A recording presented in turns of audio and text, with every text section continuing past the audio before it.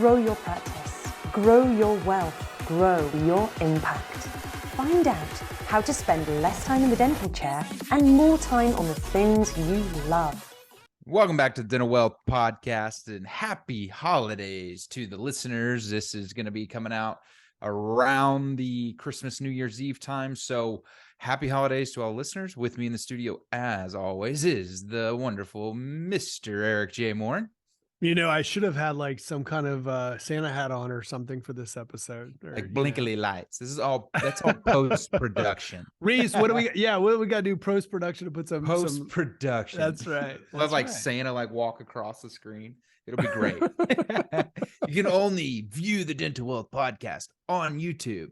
No, I'm excited about today's episode. I think ultimately speaking, we're going to talk about delegation. So what does that look like? So I think, over this, 2022, you've probably had a lot of stuff on your plate. So just as a business owner yourself, you've done a lot of things. I want you to objectively, when we go through this podcast, to start thinking about those things. What was I doing that someone else could have helped me with? What could I, use my resources that I know? How could I hire someone to come do X? What could I do to get some of my time back? So my question to you, Eric, is, from a delegation standpoint, what are some things that you've seen that have worked personally for you and in a dental practice? And how can our listeners kind of take that information and apply it to 2023? Shameless plug, Inside Financial Evolution on page 48. Now, one of the things I do talk about in Financial Evolution is I do talk about delegation. I talk about that the fourth stage of wealth is really understanding that time is the most valuable asset you have, and that what our goal is and should always be is how much is my time worth per hour. Why don't you do me a favor? If you're listening to this in the car, wait till you hit the next red light and open up a note and type it in, because at the next red light, you're going to be looking at your phone anyhow. So might as well make use of it. So do that at the next red light. Don't do it while you're driving. And then if you're sitting back somewhere, maybe watching this on YouTube, then do it at your desk or wherever you're listening to this. And ask yourself, what is your time worth per hour? So this is a really great drill, because you have to start figuring out a lot. Like, really, it's where your focus should be. Like, you get what you measure. So one of the things you can measure is, what is my time worth per hour? And what should I be dedicating my time to? It's like when I see a doctor who goes doing like a high bridge, which is like a full arch system, and I watch their production go through the roof. What ends up happening is they don't want to do procedures anymore that are worth $130, right? Yeah. Because they can do a full arch case and they can make obviously a tremendous amount more. And so that's all about moving your time, what's it worth per hour, and then figuring out how to make it worth more per hour. Now, that doesn't mean just clinically, because that's trading time for money, right? Mm-hmm. And so ultimately, if you are going to trade time for money, then we want to make sure it's worth as much as possible. Ideally speaking, in a wealth standpoint, you have enough assets that are yielding you cash without you actually having to do work, right? That's passive income. Passive income by nature, now it has to be managed, but passive income by nature pays you whether you show up or not. But when we have active income where we're actually trading our time for money, that we need to make sure is worth the most it possibly could be worth. So when I do that and we go through that, we look at delegation. So delegation becomes powerful in this thing. And it's, what am I doing right now that ultimately somebody else should be doing? Now, I hired a home manager, and the idea of a home manager, and I talk about in my book, is this idea of calling a home team. Years ago, I got rid of my lawnmower. I probably got rid of it, a decade ago. And I did it intentionally, because then I could never mow a lawn again. I would have to pay someone to do that. My time was worth more money, worth more. I know some people like mowing lawns, you sick people. Some of you like that stuff, but I think that's, weird, but I think that, and if that does build you tranquility, that's different. But when we start to think about our time and the value of our time, we have to look at increasing it. So increasing the value of that time, but then ultimately, is this time fulfilling? So when I get home do I want to deal with all the things that have to do with running a house? And if you start actually thinking about running all the things, and I'm not talking about work delegation, I'm just talking about personal for a minute, all the things that have to do with a home. And that could go as little as picking out Christmas gifts to getting the tree, right? It's this Christmas time of year, right? To getting lights on the house, to arranging parties, to whatever it is you're going to do. How much time and energy does that take? I started doing a time analysis of how much time that I was taking per week. And I encourage anyone to do this and to write a log on how, by the way, we don't really pay attention to how much time we spend dealing with our homes. And a home, like I said, is a lot more. This is why stay-at-home moms do not get enough credit, because it is a full-time job, and it's a hard full-time job, especially if you got 4 kids or 5 kids. And so when we start to think about this for a minute, like think about the time that it takes to do that. By the way, you might say, well, my spouse does it. This is a conversation. I talk about this in the book. It's supposed to, well, my spouse does all that. Well, maybe that's what they shouldn't be doing, right? Maybe they shouldn't be doing all that. Maybe they're miserable and that's affecting your marriage. And what, by the way, you talk about wealth, divorce will rip that apart really quick. So look, maybe you need to do some things to invest, because I'll use, Matthew, this, I don't like the word hate. It's something that I use very rarely, because I think people use it all the time. They'll say like, I hate Cheerios, like that. You don't hate Cheerios. And so I'm very weird about the word hate, and I try to reserve it for things I truly hate. But I use the word hate when someone says, well, my spouse will just handle all that stuff. I hate that, because ultimately that might not be what they love to do, and it might just be making their life miserable. So you have to figure that stuff out. That's just a little side PR note that might save your marriage. But so I started to write this down, and I found it was about 20 hours a week that I was spending on getting home, groceries, dinners, laundry, calling the AC guy, showing up for the landscaper, making sure that I was going through all the lists. By the way, the list is extreme. And so I started realizing how much stuff was ultimately happening. And so that was 20 hours, which if you call that a 40-hour work week, then you're talking about literally half a work week, just focusing on those things. And if your time is worth a lot per hour, then so what I was finding was that when I was finally off of work, and then I would have to start working again, right? And I would just have to go, and it was just all the stuff that you don't get paid for. But I started doing all this work that was taking me forever. And I was like, this is crazy.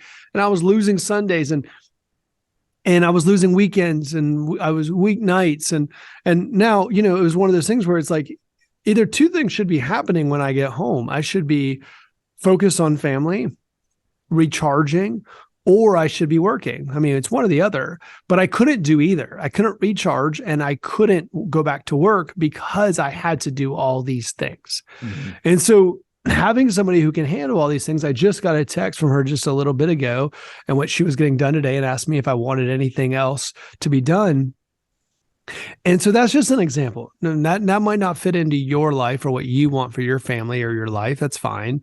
But for me, it's powerful, and it's been transformative, right? Who else can we get involved? Well, the number one rule is not to hire people. That's not what you should do. The number one thing you do is make sure your time is worth so much per hour that it doesn't make sense for you to do that work. So that's got to be the number one thing. That's going to be your number one focus. How do I make my time worth so much damn money that I couldn't make this financially make sense for me to do all this stuff? So that's a priority. But then we start thinking about all the other time wasters, Matthew, as you brought up. I say time wasters, they're important things to do, right? I mean, getting the Christmas lights on the house and getting the laundry and all this, they're all important things to do.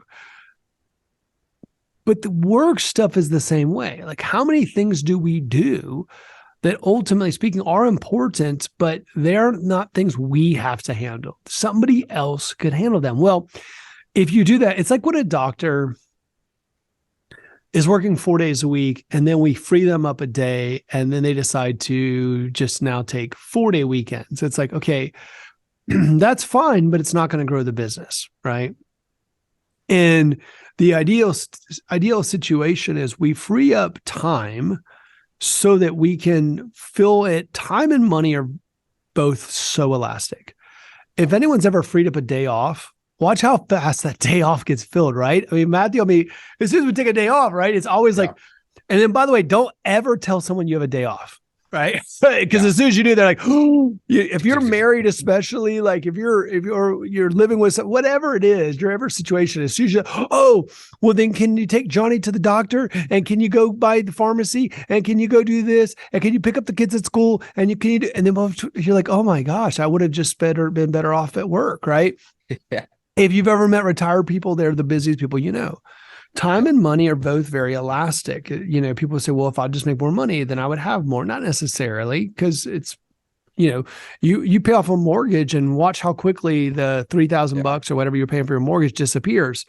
And so time and money are both elastic. And so because of that, we have to understand that we have to protect those resources. And so we need to find the time to do the things that are regenerative, truly regenerative, but you're not out of the game yet. You're not retired yet. Find the things that are regenerative or regenerative, but then also let's find the ways we can grow the business. How can we be productive? How can we find more time to do the things we want to do? How do we lay those things out? And if you think about 2022, and you lay this out, end of the year stuff, right? It's like you got some inert time around the holidays. Lay out all the things you do. And I want you to write them down like this, okay? Here's some columns for you. Column 1, right? It's an impromptu exercise. I want you to write executive work, all the executive things you have to be a part of for the business, right? Every bit of executive work you kind of got to need to do. And then I want you to write administrative. Yes, because some of the executive work you're calling executive is probably administrative, and somebody else could do the administrative work, but you're just doing it, right? So it's administrative. And then we go into clinical, right? And then we go into personal. And you could break out personal into a few different categories too, if you want to. But I want you to write those things out. I want you to write down what you do. And I want you to do a time study. And you don't have to go back through the whole year in a literal sense, but think about it through the year. Like, what have you been focused on? Where do you focus? Like, if you go back and look at your calendar in Dentrix or Ecosoft or Open Dental or whatever you utilize, go back and look at your calendar. And think about what you were doing each week. Think about what it looked like. What was the schedule look like? How could you have been more productive? What were you taking on that somebody else can? What were the procedures that somebody else could have taken on that you could have focused on higher producing procedures? What is the work that you could have delegated to somebody else? What is the stuff you're doing at home or that you're tasking your spouse to do?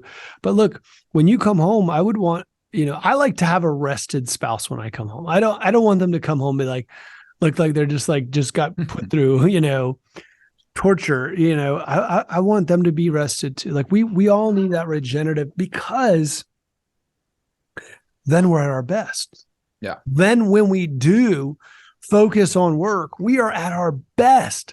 We are not being bogged down by all these other things that we need to get done. We're at our best. And that's what you should aim to do, is focus on making your time worth the most amount of money possible and being at your best when you're doing it, not bogged down with all the other stuff that's weighing you down mentally.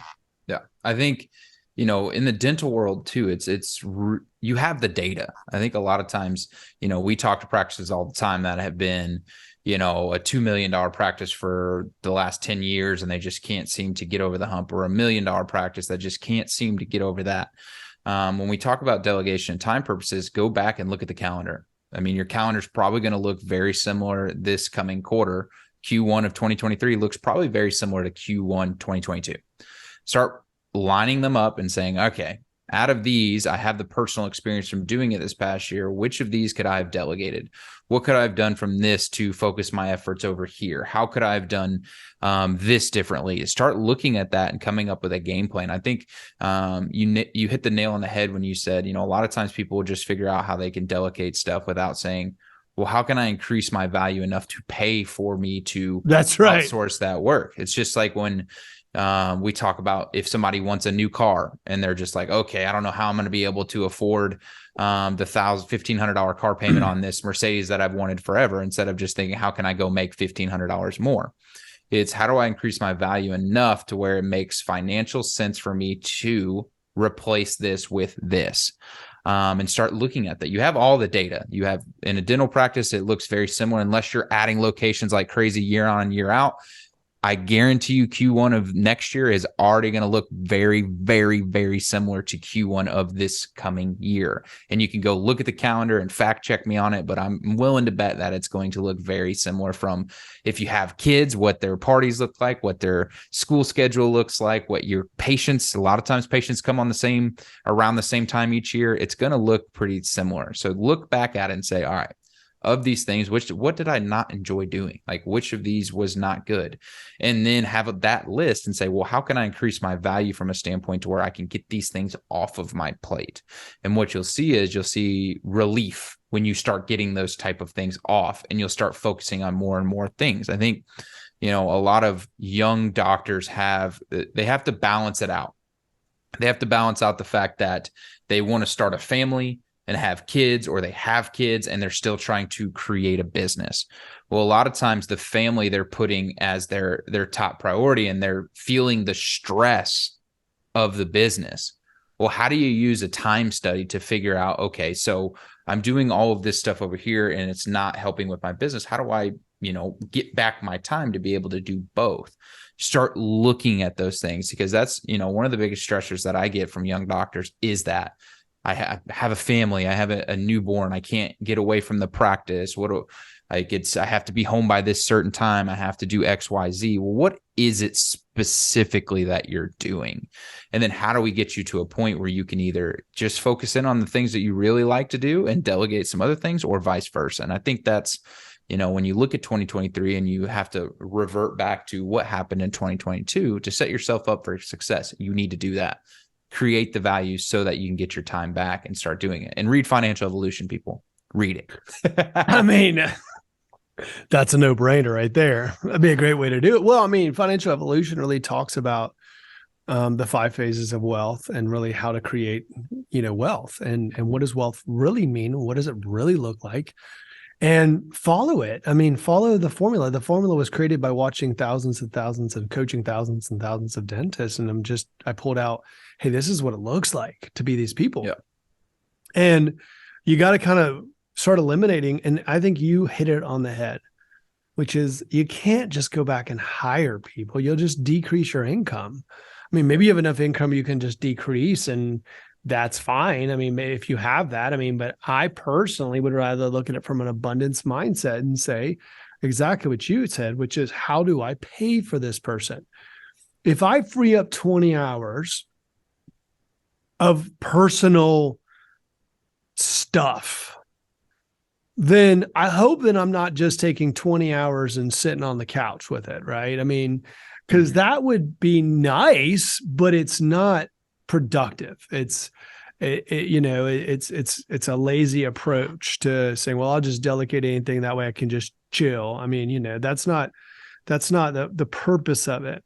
The purpose of it is to say, now you might find that you put 10 hours of that into work to pay for that person, and 10 hours into more maybe downtime on a Sunday, because look, there's an argument made that, if you're rested, you're going to be better at work and you'll produce more.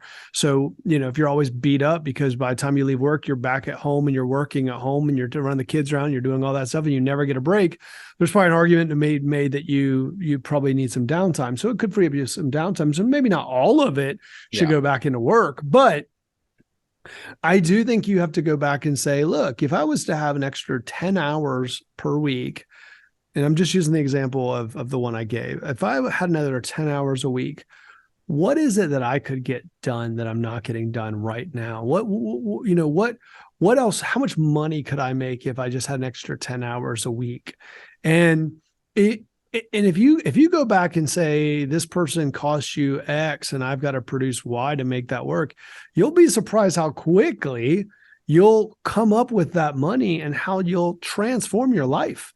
That all of a sudden you're like, oh my gosh, not only am I making more money, but I'm focused, I'm more rested, I feel better, like my life is better. And you'll be surprised of what that does if you just go back and focus on those things. And so I would figure out how to make your time worth more an hour.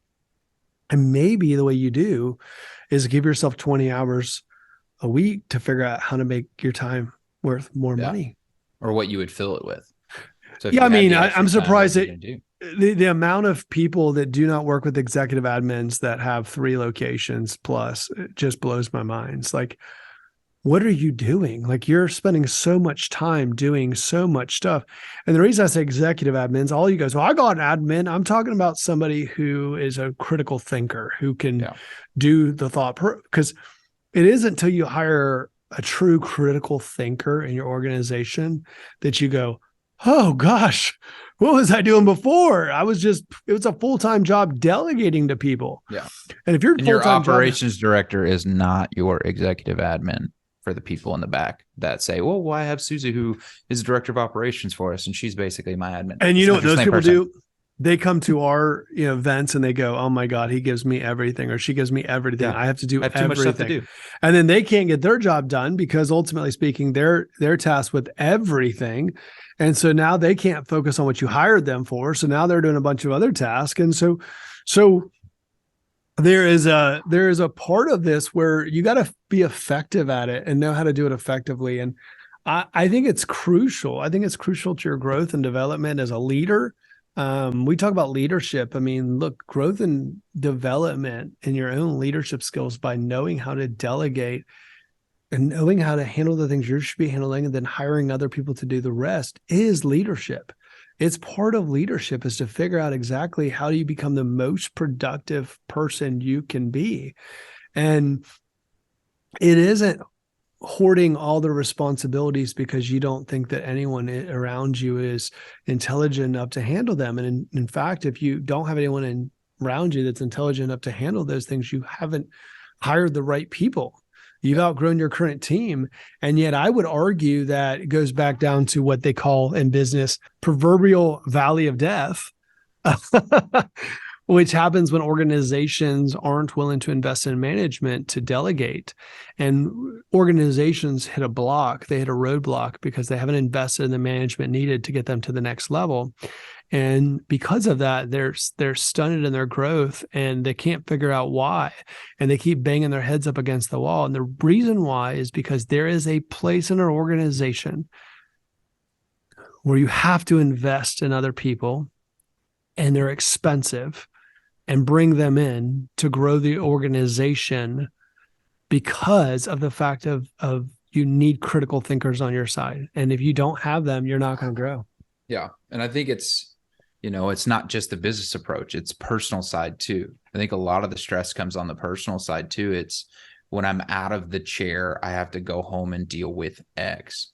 So, don't just look at this as, the business, the dental practice, the medical practice as a whole. Look at it as a whole, what am I doing? Because I know the personal side and the business side is the hardest part to differentiate between. But if you can help with either or, I mean, part of the reason why there's nannies, why there's the whole nanny business is operated by a lot of CEOs or COOs or high-level executives that don't have the time to do the things at home that they wish they could because they're focused in on running the business. That's the whole reason behind the nanny. Like, a lot of them get paid through the actual business themselves, is because they know that it's costing them more money by doing these little things when they can hire someone to do it.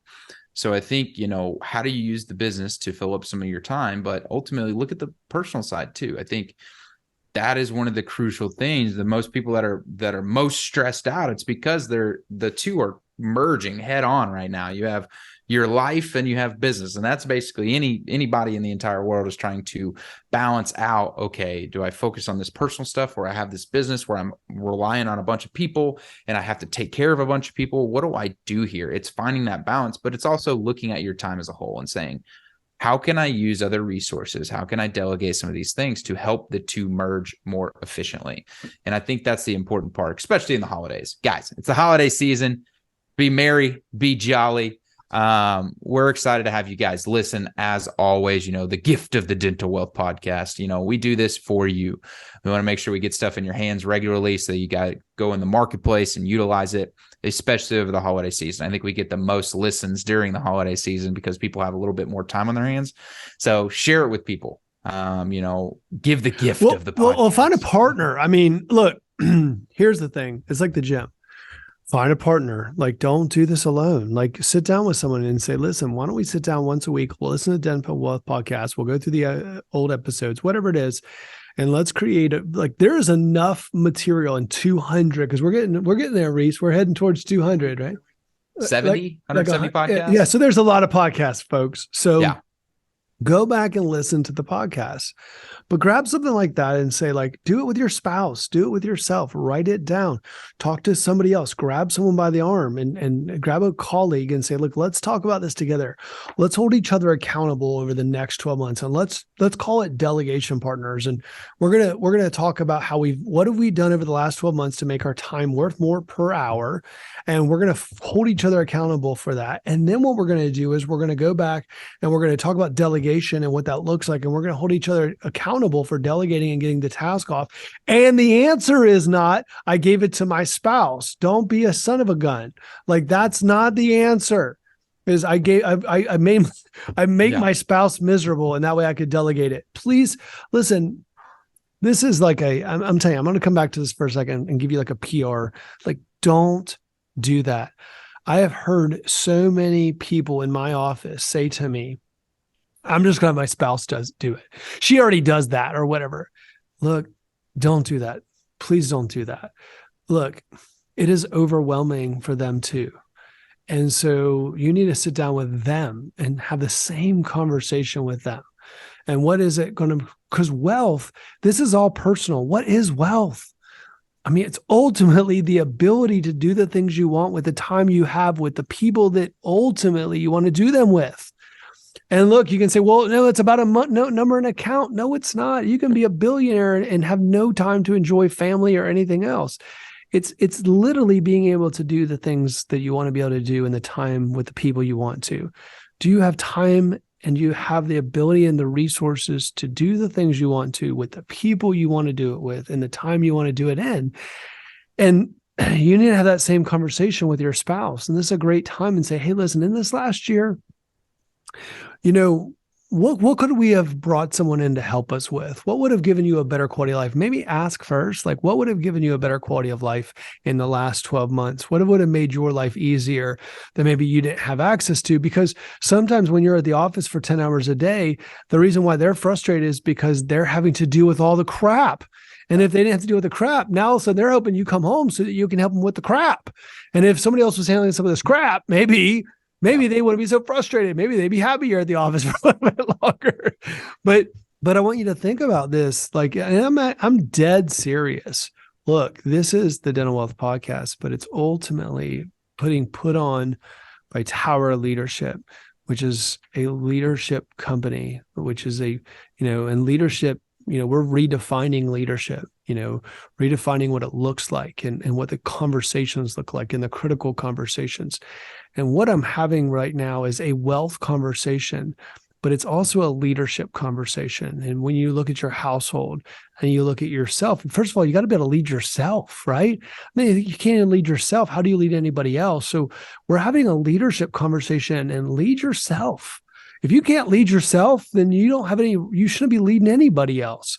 But you got to lead yourself first. Like, make sure you can do this for yourself. Put your mask on before you hand it to somebody else. But then when you start figuring this stuff out, you need to help those around you to have the quality of life, including the people in your team, so that they can have a quality of life too. One of the things we do at Tower Leadership is, I had a young man say to me the other day, he says, you know, I didn't realize. He said, you're so generous. I said, what are you talking about? He said, gosh, he said, the amount of paid time off we get is silly, right? And I was like, I know. And he's like, my gosh, it's so much, right?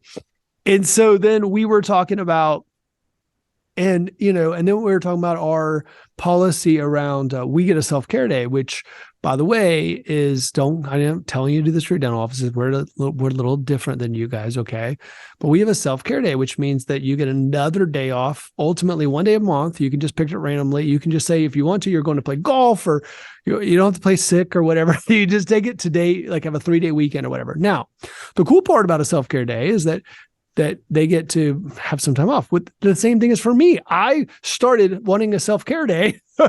And so I thought, well, everyone else probably needs this too. And so interestingly enough, so not only do they get a great paid time off, but they also get 12 extra days off a month, or excuse me, a year. And so that's called, right, and Matthew was critical in that decision making, and we did it right, Matthew, so that they could have also time to restore themselves, right? Yes, just to kind of recoup. I mean, everybody's going through, constant juggling of different activities and tasks, and sometimes you just need a day. Sometimes you just get bogged down, and the ones that enjoy the self-cares the most know what they're going to do with that time. That's right. I think it's okay. Yeah, I'm going to have the self-care day, so I'm going to do blank. This is when I can get caught up on certain personal things. This is when I can go just have some fun, or I can have my significant other take that day off too, and then we can all go have some fun. It's just things like that. You ultimately have to look back at the time and see how you can get it back, and then how can you use the resources around you. The greatest entrepreneurs are what? Resourceful. They look for the resources in the marketplace. So yeah, they don't lack resources, they lack resourceful. Like, people lack resourcefulness, right? Not resources, but resourcefulness. And you're right, because time and money are both elastic. Take that day, like mine's next Monday. I'm excited about it.